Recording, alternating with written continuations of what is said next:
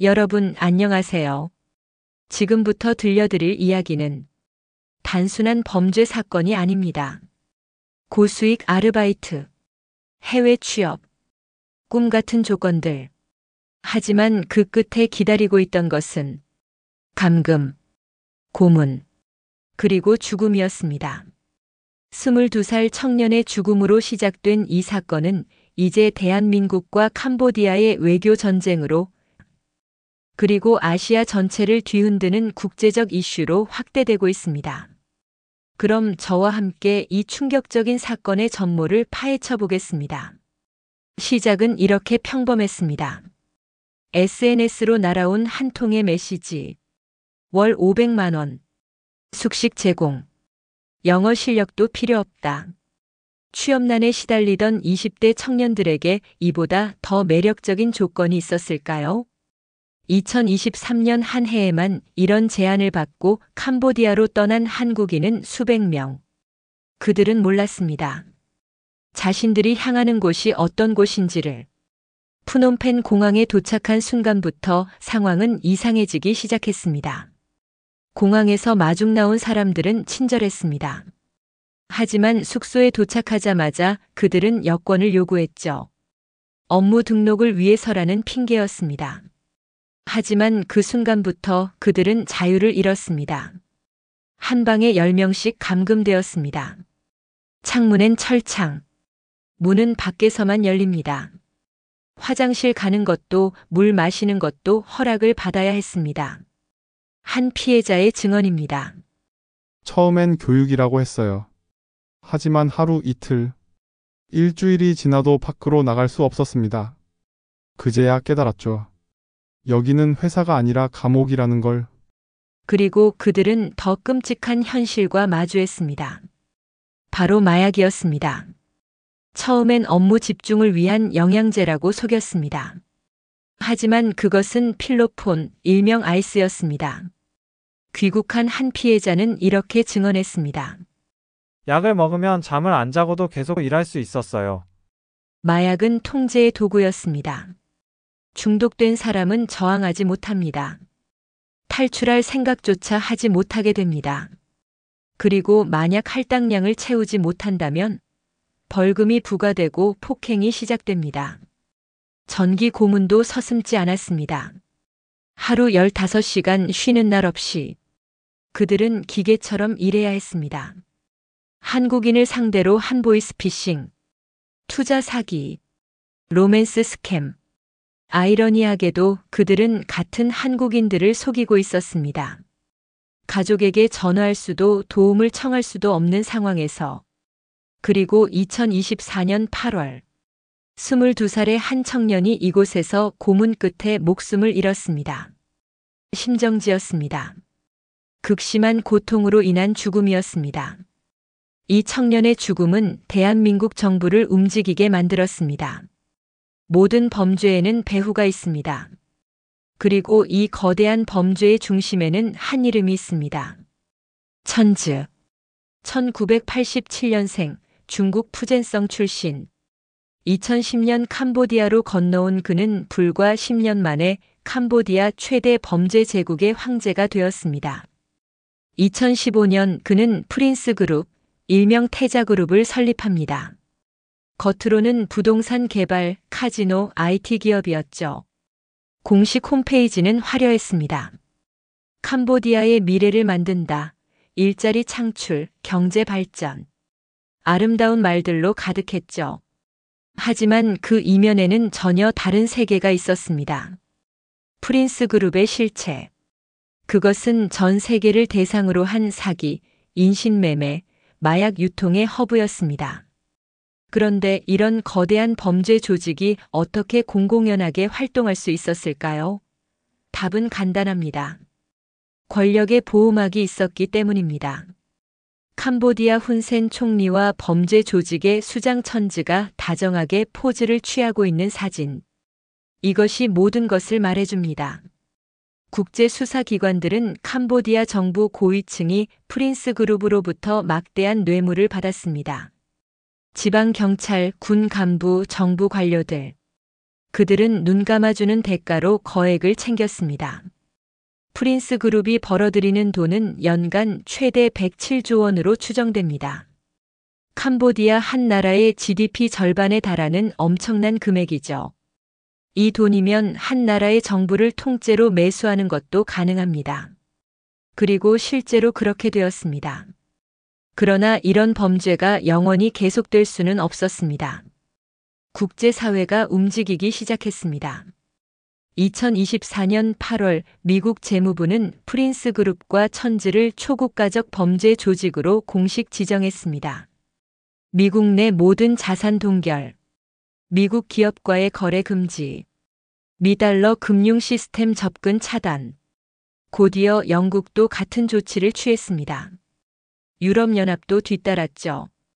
전 세계 주요 국가들이 프린스 그룹에 대한 제재 대열에 합류했습니다.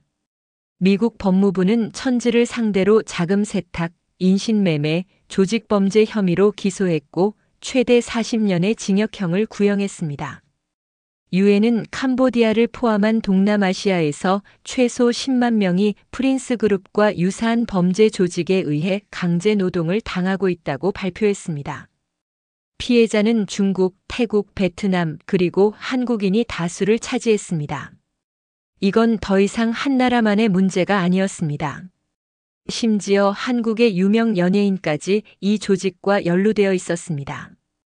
전 빅뱅 멤버 승리가 촬영한 캄보디아 홍보 영상. 그 촬영지가 바로 프린스 그룹 계열 유흥업소였던 것으로 밝혀졌죠.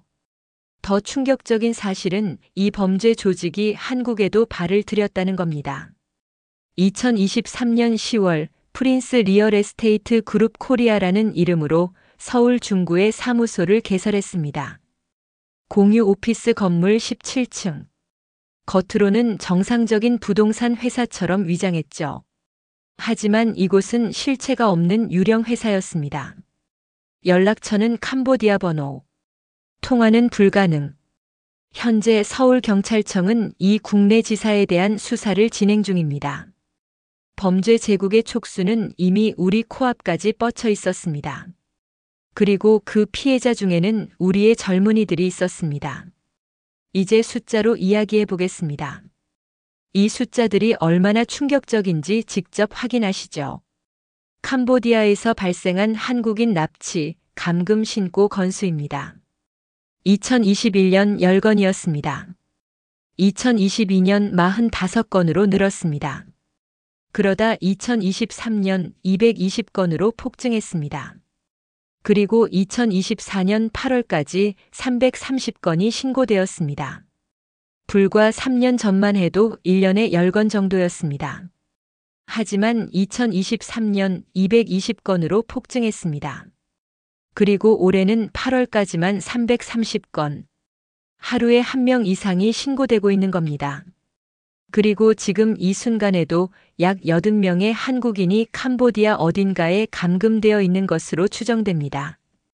경찰이 송환한 피의자들을 조사한 결과 놀라운 사실들이 드러났습니다. 한 개 조직의 규모만 약 200명. 중국인 총책 1명과 한국인 총책 2명이 이끌고 그 아래 한국인과 중국인 약 100명이 조직적으로 움직였습니다. 이들은 범죄 유형을 팀별로 나눠 전문적으로 운영했습니다. 보이스피싱 팀, 로맨스 스캠 팀, 투자 사기 팀, 대출 사기 팀. 마치 정상적인 회사처럼요. 조직원들의 월급은 기본 290만 원. 그리고 사기 수익의 8%를 인센티브로 받았습니다.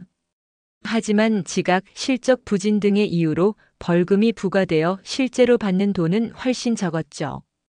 지금까지 확인된 것만 피해자 110명, 범죄 수익 93억 5천만 원입니다. 하지만 이건 빙산의 일각일 뿐입니다. 그런데 왜 하필 한국인을 타겟으로 했을까요? 첫째, 한국은 급속한 고령화 사회입니다. 디지털 기기에 익숙하지 않은 노년층이 많습니다. 이들은 전화 사기에 취약하죠. 둘째, 한국은 금융 전산화가 매우 발달했습니다.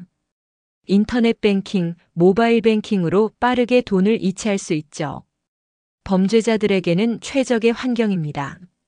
셋째, 한국인들의 평균 자산이 높습니다. 특히 부동산을 보유한 중장년층은 수억 원대 자산을 가지고 있죠. 사기범들에게는 달콤한 먹잇감입니다. 넷째, 같은 언어를 사용하는 한국인 조직원을 구하기가 비교적 쉽습니다. 높은 청년 실업률 취업난. 이런 사회적 약점이 악용되는 겁니다. 그래서 그들은 고수익 아르바이트를 미끼로 젊은 한국인들을 캄보디아로 유인합니다. 피해자를 가해자로 만드는 악순환이 계속되는 거죠. 이 모든 상황을 지켜보던 대한민국 정부가 드디어 칼을 뽑았습니다. 2024년 9월 이재명 대통령은 국무회의에서 이렇게 선언했습니다.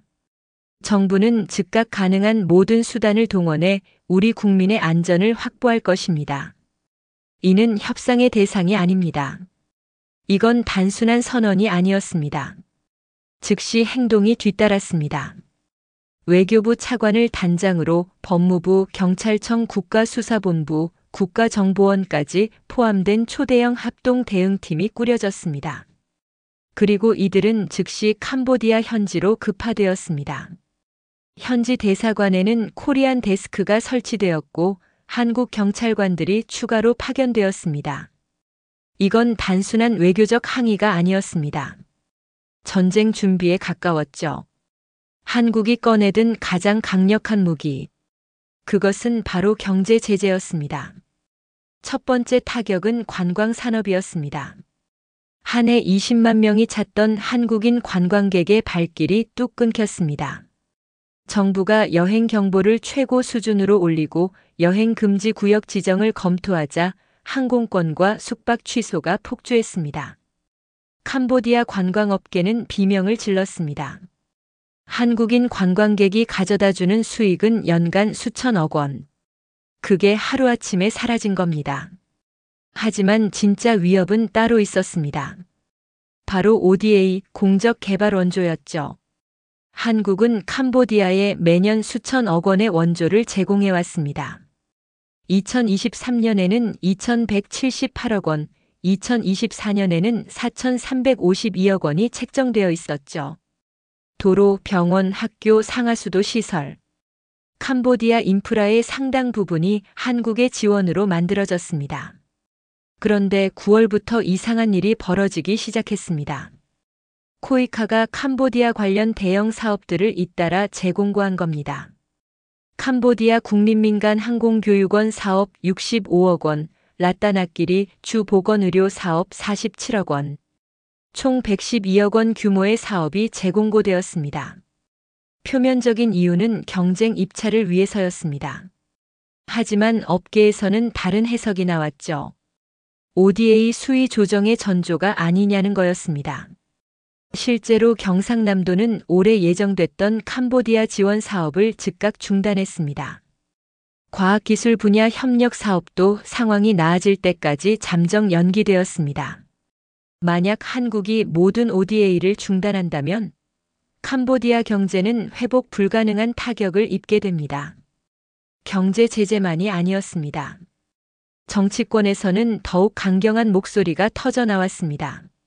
민주당 전현희 최고위원은 이렇게 말했습니다. 캄보디아의 국제범죄 집단은 사실상 마피아, 테러 집단과 같습니다. 필요하다면 군사적 조치도 배제해선 안 됩니다. 국정감사장에서는 더욱 직접적인 질문이 나왔습니다. 한 국회의원이 합참의장에게 물었습니다. 우리 국민 구출을 위한 신속 타격 부대 운영이 필요하지 않습니까? 합참의장의 답변은 짧고 단호했습니다. 동의합니다. 이 말을 들은 많은 국민들은 10여 년 전을 떠올렸습니다. 2011년 1월 소말리아 해적에게 납치된 사모주얼리호 선원들. 한국 해군 특수부대는 단 한 명의 아군 사상자도 없이 전원을 구출했습니다. 대한민국은 해냈습니다. 한 번. 그리고 필요하다면 다시 할 수 있습니다. 이런 한국의 움직임에 가장 흥분한 건 의외로 태국 언론이었습니다. 태국의 네이션 TV와 채널 3는 연일 한국의 대응을 집중 보도했습니다. 캄보디아가 쩔쩔매고 있다. 한국 파병 및 원조 중단 위협이라는 자극적인 제목까지 뽑았죠. 태국 네티즌들의 반응은 폭발적이었습니다. 선진국은 국민을 이렇게 진심으로 걱정하는구나.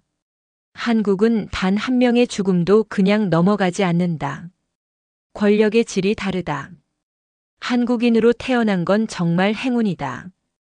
태국 정부는 이번 기회를 놓치지 마라. 한국과 협력해서 우리 국민도 구출해야 한다. 캄보디아 범죄 조직의 피해는 한국만의 문제가 아니었습니다. 태국인 109명, 베트남인 수십 명. 수많은 동남아 국민들이 같은 고통을 겪고 있었죠. 그리고 그들은 자국 정부가 하지 못한 일을 한국이 대신해 주기를 간절히 바라고 있었습니다. 한국의 강경한 압박 앞에서 캄보디아 정부는 어떻게 반응했을까요? 처음엔 발뺌했습니다. 훈센 총리는 자신의 SNS에 캄보디아는 안전하다는 영상까지 올리며 여론전을 펼쳤죠. 하지만 오히려 더 큰 역풍만 맞았습니다. 한국 경찰이 20건의 국제 공조를 요청했지만 캄보디아는 고작 6건만 답했습니다. 70%를 무시한 거죠. 그러나 상황이 급변했습니다. 경제 지표가 급락했습니다. 관광 수입 60% 감소, 외국인 투자 40% 위축, 국제 신용도 하락. 주변국들도 등을 돌렸습니다. 태국 총리는 이 문제와 관련해 한국 대통령과 직접 통화하겠다며 한국과의 공조를 택했습니다. 베트남 언론은 캄보디아 정부와 범죄 조직의 유착을 맹비난했죠. 캄보디아는 국제적으로 고립되기 시작했습니다. 한국이 마음만 먹으면 캄보디아를 외교적으로 완전히 고사시키는 것도 가능한 상황이 된 겁니다. 그리고 조금씩 변화가 시작되었습니다. 정부의 강력한 압박 끝에 캄보디아에 감금되어 있던 한국인 63명이 송환되었습니다. 지옥에서 돌아온 사람들. 그들은 가족의 품으로 돌아왔습니다. 하지만 이들 중 상당수는 피해자인 동시에 가해자이기도 했습니다. 강제로 범죄에 가담했던 그들. 현재 경찰은 이들을 조사하며 범죄 조직의 전모를 밝히고 있습니다. 더 큰 문제는 마약 중독입니다. 상당수가 필로폰에 중독되어 치료가 필요한 상태입니다. 탈출에는 성공했지만 한국으로 돌아오지 않는 사람들도 있습니다. 마약을 끊을 수 없어서 범죄 기록이 두려워서. 아직도 80여 명의 한국인이 캄보디아 어딘가에 있습니다. 그들을 구출하는 싸움은 계속되고 있습니다. 이번 사건은 우리에게 많은 것을 생각하게 합니다. 국가란 무엇인가?